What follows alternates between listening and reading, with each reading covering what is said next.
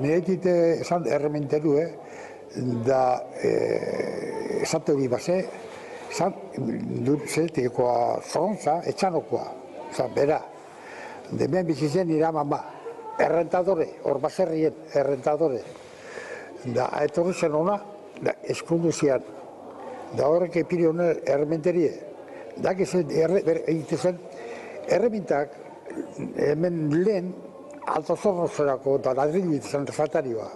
Kantarak egin zuako txean. Zuako txean egin kantara bat. Da horrek matxetak, zeiteko, ladrilu diteko, horrek egitetek zorroztu. Da goxian kontzu zen, eroan, da urguak zarrak egiteak ekarri, zorroztu barriro eta alan iguen errementero izan. Errementero.